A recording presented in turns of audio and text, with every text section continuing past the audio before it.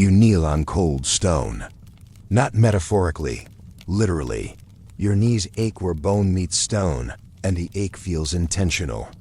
The room is narrow, torchlit, and smells faintly of iron and old incense. Someone has burned herbs here to hide another smell. You know the one. Fear has a scent, sour, human. A woman stands before you. She is not screaming. That's the part that stays with you. Her silence feels rehearsed, like she learned it the hard way. Two elderly men flank her, their hands wrapped in cloth as if skin itself is a liability. One of them gestures downward. They want her hip, not all of it. Just enough. A finger presses into the hollow near her pelvis, slow and clinical. The man mutters words you half recognize. They sound like medicine. They sound like prayer. The torchlight flickers, and for a second, the shadow on the wall looks like something breaking. You are here because her family asked for proof, not innocence. Proof. This is the virgin bone test. Or at least one version of it. The belief is simple, brutal, and very convenient for men in power. A woman's pelvic bone, they say, remembers sex. Once a man has entered her, the bone shifts, widens, softens. A secret architecture betrays her forever. No blood required. No witness needed. Just bone. If the bone tells the truth, she lives with honor. If it lies, she lives with consequences. You watch the man press harder. The woman's breath finally stutters. Not a scream, more like a betrayal of the lungs. Somewhere outside, a bell rings for evening prayer. The timing feels cruel or precise. This belief doesn't belong to one culture. It travels. It mutates. It survives because it's useful. In ancient China, medical texts during the Han Dynasty described the female body as a moral map. Bones are not neutral. They carry virtue or shame. A woman's hips are read the way a magistrate reads a confession, slowly, with bias, looking for guilt. In Persia, Zoroastrian purity laws sharpen the blade. Sexual contact outside strict marriage structures isn't just immoral. It's cosmic damage, pollution. A woman's body becomes evidence in a trial against the universe itself. The hip bone isn't anatomy, it's testimony. Here's the quiet part no one says out loud. These tests don't exist to discover truth. They exist to end arguments. To give fathers, husbands, priests something solid to point at when they want a decision to feel inevitable. Dry irony moment. Imagine trusting medieval bone science with your life. Couldn't be me. The woman finally cries out, not from pain. From the sound the man makes, a satisfied hum. He steps back, the room exhales. You wait for the verdict, but no one looks at her face. They look at the bone, and when the elder nods, you realize something worse than fear settles in your chest. This bone never had a chance to speak, and neither does. The torch sputters. The test is not over. Medicine, morality, and men who decide. You walk through a library that smells like dust and authority. Scrolls line the walls, stacked with the confidence of people who never expected to be questioned. Inked diagrams of the human body stare back at you, not as flesh, as systems, channels, moral machinery. In Chinese medical philosophy, the body is harmony or chaos, yin and yang, balance or decay. And women, inconveniently, are considered naturally unstable. Men write this down. Carefully, a woman's pelvis becomes symbolic real estate. Narrow hips signal chastity. Wide hips suggest experience or childbirth, or sin or witchcraft. Depends who's holding the brush that day. The problem is not sex. The problem is women having it without permission. So the bone test slides in nicely. It borrows the authority of medicine, of science, medieval style. Which means vibes, tradition, and one guy who once said something confidently. In Han China, gynecological manuals circulate among elite physicians. They're obsessed with virginity, not because of romance, but because lineage is fragile. Bloodlines matter. Inheritance matters. If a woman's sexual past can be questioned, then so can her children, so can land, so can power, The hip bone test becomes a shortcut. No witnesses, no problem. No confession. Bone doesn't lie. Except it does, constantly. But here's the trick. The test is never about accuracy. It's about ritual. Public examination turns private anatomy into communal property. Once a woman is tested, she belongs to the judgment. Even if she passes, she is marked, watched, catalogued. Persia adds another layer. Zoroastrian texts emphasize bodily purity as a spiritual obligation. Menstruation alone is dangerous. Sex, especially illicit sex, threatens cosmic order. So when Persian legal traditions absorb anatomical tests, they frame them as cleansing acts. The examination isn't violence. It's restoration. That's what they tell themselves. Dry irony number 2. Nothing restores cosmic balance like poking a terrified teenager's pelvis. You start to notice a pattern. These tests spike during periods of social anxiety, war, famine, succession crises. When men lose control of borders, they tighten control of bodies, especially women's bodies, especially their bones. One Persian legend speaks of a noble woman accused of adultery during her husband's absence. No witnesses, no lover found. So elders summon healers. They measure, they palpate. They declare her hips too open. She is executed quietly. The story frames it as mercy. You wonder how many lives vanish this way. No records, just bones buried with lies. Resistance exists, but it's subtle. Women learn to tense muscles, to fast before examinations, to invoke certain herbs believed to tighten the body. Midwives pass down quiet knowledge, tricks, delays, distractions, a hand placed just right. It's not rebellion, it's survival. And still, the system grinds on. Because once a culture decides bones tell moral truth, every woman becomes a potential crime scene. You pause at an illustration of a pelvis. Red ink circles the iliac crest. Notes in the margin describe purity like a measurement. You feel sick, not because it's old, because it feels familiar. The page ends abruptly, torn out by someone who didn't like where it was going. And you realize the next test won't happen in a library. It will happen in public. The girl in the courtyard. You are 12, or she is. It's hard to tell anymore. The courtyard is full. That's intentional. Shame works better with an audience. Men stand in clusters. Women watch from behind screens, their faces half hidden, eyes sharp with recognition. They've been here before. Not this time, but another.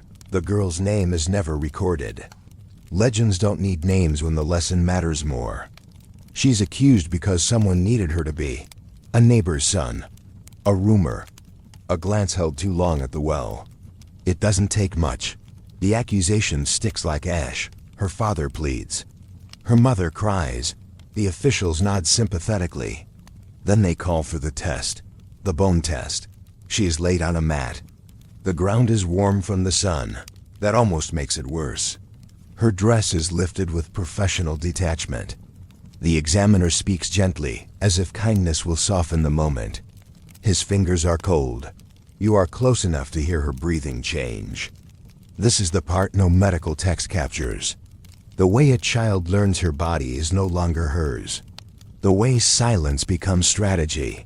The way pain is measured not by sensation, but by consequence. Man presses dot, then presses again. He frowns. That's all it takes. The crowd murmurs. Someone spits. Someone else crosses himself, despite this not being his religion.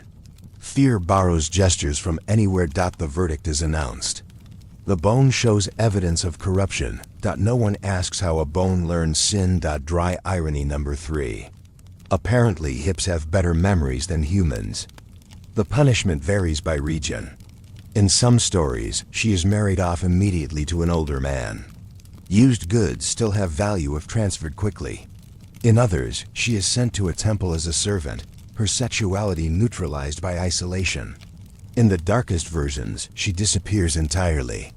Legends soften the ending. History does not. You notice the women watching. Their faces are still, not cruel, calculating. They memorize what happens. How the girl stands, how she cries, how she doesn't. This is how knowledge spreads when writing is dangerous. Later at night, whispers pass through households. Mothers teach daughters how to walk, how to sit, how to never ever look comfortable in their bodies. Because comfort reads as guilt. You hear about men who refuse the test. Rare, powerful. They challenge the elders, demand other proof.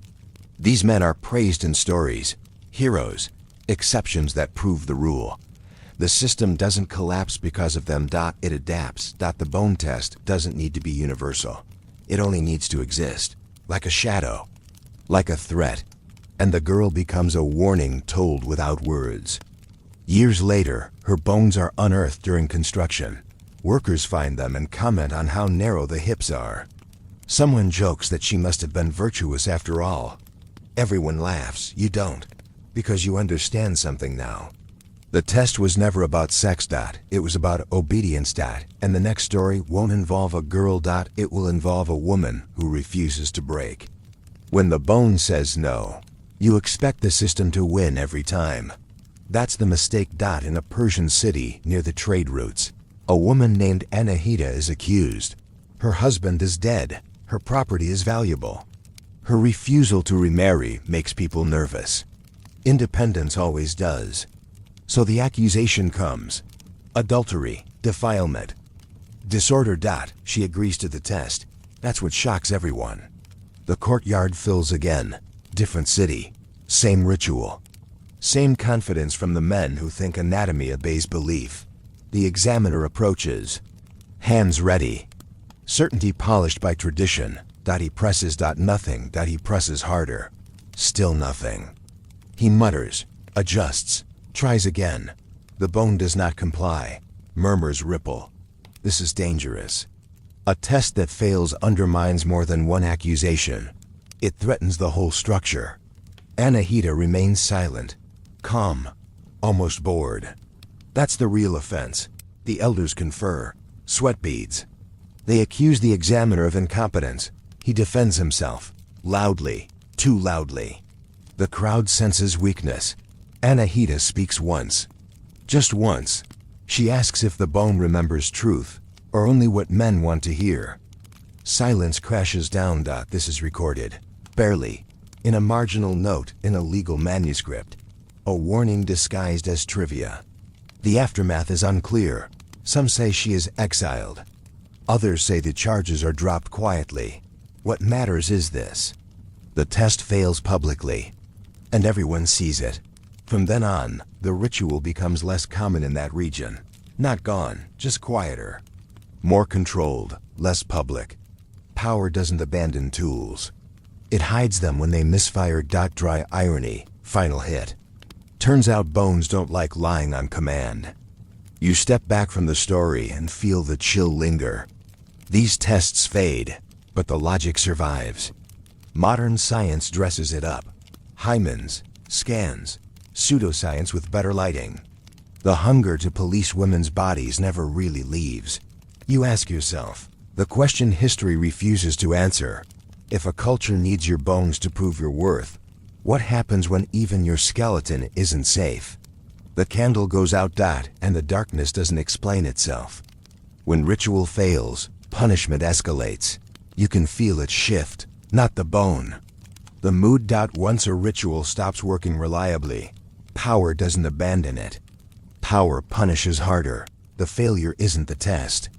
The failure is the woman who survived it. After Anahita's case circulates in whispers, something changes across Persia and neighboring regions. The bone test doesn't disappear. It becomes optional in name only. Examiners add qualifiers, secondary signs. Supporting evidence, a limp, a scar, a rumor repeated twice. When bones stop cooperating, interpretation steps in. You watch a later trial unfold in a governor's hall. No courtyard this time, too risky. Too many witnesses who remember what doubt looks like. This room is enclosed, controlled, padded with authority. Heavy curtains, guards at every door. Only the necessary eyes remain. The accused woman is older. That alone is suspicious.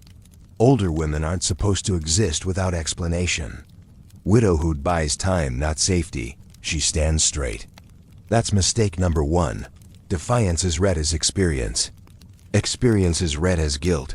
The examiner touches her hip, hesitates, looks up at the officials. He doesn't feel what he expects, so he changes what he expects. He clears his throat and declares the bone ambiguous. Ambiguous is lethal. Ambiguous means the body refuses to confess, so the law steps in to finish the sentence. She is fined, her property seized, her autonomy dissolved piece by piece until her body no longer matters. She is remarried to a cousin. Order is restored. Dry irony. When science fails, paperwork always works. Across regions, new rules appear. The bone test is no longer decisive. It is corroborative, one factor among many, which sounds reasonable until you realize every other factor is also designed to convict.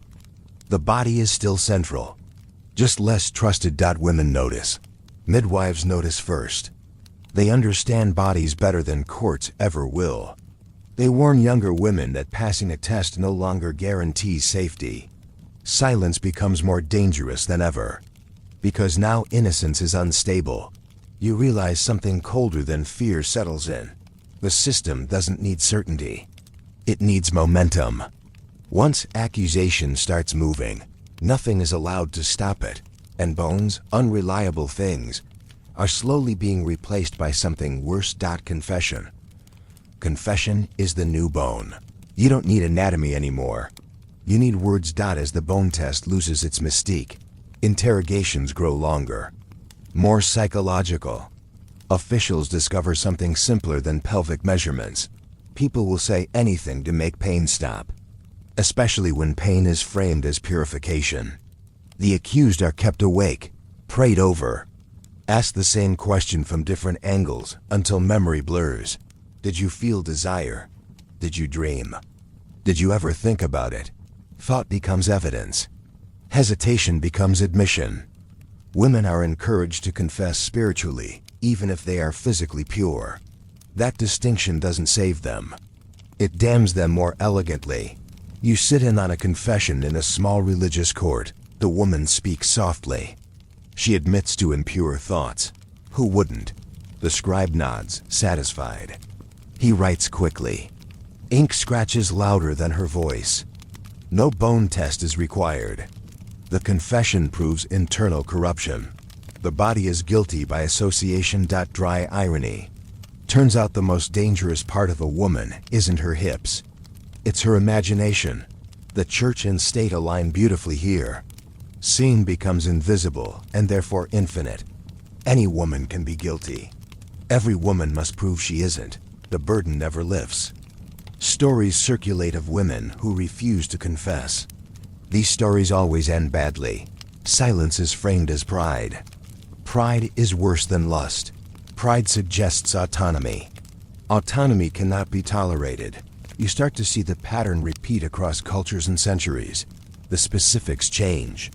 The logic stays. Control the body. When that fails, control the mind. But resistance doesn't disappear. It adapts. You won't find this in official records. You find it in kitchens, in bathhouses, in the way women pause before answering questions. There is a second education running parallel to the law. Informal, oral, precise. Midwives teach breathing techniques that mimic pain responses examiners expect. Elder women teach posture, how to carry the hips, how to move like nothing has ever happened to you. Some herbs are useless medically, but powerful psychologically. Chewed before interrogation, they steady the hands. Others cause mild swelling or stiffness that confuses touch-based examinations. None of this is foolproof. That's not the point. The point is refusal. Refusal to surrender entirely. You hear a story from a caravan route. A woman accused during travel, far from home, with no allies. She asks for a delay, claims ritual impurity from menstruation. The men hesitate. They don't want that contamination. She buys 3 days. By the time they return, she's gone. No bone test, no confession. Just absence. Dry irony. Turns out mobility is a kind of chastity. These acts of resistance are small. They don't overthrow systems. They don't make heroes. They allow survival. And survival is its own rebellion. But every system reacts to resistance with escalation. And soon, the bone test's logic crosses borders. When old beliefs meet new worlds, you cross the ocean. The setting changes, but the obsession doesn't. Early colonial societies inherit old anxieties and dress them in new theology. The language shifts to sin, purity, civilization. The target stays familiar. You hear echoes of the bone test in virginity inspections, in invasive examinations justified by morality. The pelvis isn't always touched. Sometimes it's inferred. Through walking style, through childbirth scars, through gossip elevated to law. Old pseudoscience blends with new authority. Men who fled old hierarchies recreate them eagerly when given land and power. Women's bodies become moral infrastructure again, proof of order, proof of God's favor. The bone test no longer needs to be named.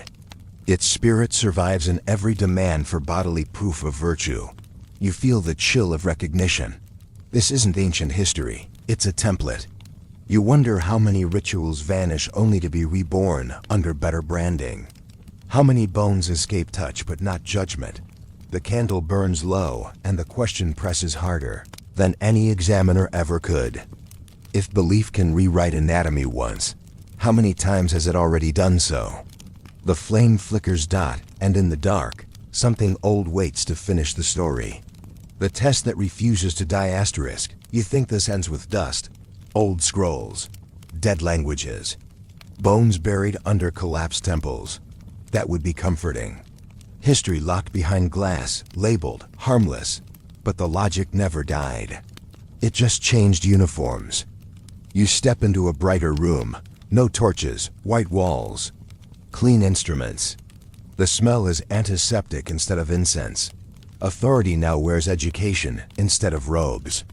The tone is professional, calm, reassuring. That's almost worse, because the question being asked is the same. Has she had sex? In different centuries, the methods rotate. In some places, it's the hymen. In others, pelvic tightness. In others, character references disguised as medical forms. The language becomes clinical, but the hunger underneath stays ancient. The need to extract moral truth from flesh. You watch a modern examination unfold in a report, not a courtyard. A young woman is subjected to a so-called virginity test after an accusation. The examiner notes elasticity, shape, subjective impressions dressed up as data. Words like likely and consistent with appear. Soft phrases that carry hard consequences. No bone is pressed this time, but the verdict still lands on her body. Here's what matters. Modern medicine has said for decades that these tests are unreliable. Bodies vary. Hymens change from sports, injury, time, genetics. Pelvic structure says nothing about sexual history. None of this is controversial among actual experts. And yet the practice survives in pockets of the world, quietly, officially banned in some regions, unofficially requested by families, institutions, even employers who want proof of character. Dry irony. Thousands of years later, and we're still asking skeletons to gossip. You start to see the through line clearly now. Every era invents a new tool that promises certainty. Bones, blood, membranes, scans. Each one claims to finally reveal the truth hidden inside women's bodies. Each one fails, but failure doesn't kill the idea, because the idea was never about biology. It was about control. If virtue can be measured physically, then authority gets a ruler. And rulers love rulers. You read testimonies from women who went through modern versions of these tests. The language echoes the courtyard. The same humiliation, the same quiet afterward. The same sentence repeated in different accents. I felt like my body was no longer mine. That line could have been spoken in Han China, in a Persian court, in a colonial settlement, different century. Same theft. You close the report and realize something colder than any ancient ritual settles in your chest. Progress changed the lighting, not the script. And somewhere right now, someone is still being asked to prove innocence with their anatomy. The room is bright, but it doesn't feel safe. The bone under the skin ***. You're back in the stone room. Or maybe you never left. The torchlight returns in your mind like a scar that never quite fades. The woman stands there again, hip exposed to judgment, breath held between hope and collapse. You thought that moment belonged to history, a relic, a mistake we outgrew. But history isn't a graveyard. It's a blueprint. You trace the pattern one last time. Ancient China maps morality onto the body. Persia turns purity into cosmic law. Courts transform anatomy into evidence. Colonial societies inherit the obsession and rebrand it as righteousness. Modern systems replace fingers with forms and call it progress. Same question. New costume. Who owns a woman's body? You realize the cruelty was never just the test itself. It was the audience, the way communities gathered to witness, the way silence from bystanders hardened into tradition. The ritual needed more than officials. It needed everyone else to accept it as normal. That's the part that lingers, because normalization is quieter than violence, and far more durable. You think about the girls in courtyards, the widows in halls, the travelers who vanished down caravan roads, the ones who passed, the ones who didn't, the ones whose bones were later dug up and misread by strangers who joked about virtue, like it was a fossil you could measure with a ruler. Dry irony, one last time. Humanity really looked at a pelvis and said, yeah, that's where morality lives. Here's the truth that sits under all of it. Bodies change. Bones shift with age, childbirth, labor, injury. No skeleton carries a ledger of desire. There is no hidden notch carved by experience. No secret hinge that clicks open after a single night. The only thing that remembers is culture. And culture has a long, stubborn memory. You hear echoes of those old rooms in modern conversations. Purity, honor, body counts, reputation. Different words. Same surveillance. The tools are softer now. The pressure is social instead of ceremonial. But the gaze feels familiar. Measuring, weighing, deciding. You stand in the darkness and ask the question that never got answered in any court, any temple, any clinic. If a society needs proof that a woman is untouched to consider her worthy, what exactly is it so afraid she might touch? The torch finally dies. No verdict is spoken. Only the quiet remains, thick as dust, waiting for the next generation to decide whether bones will keep carrying lies, or if this time someone finally refuses to listen.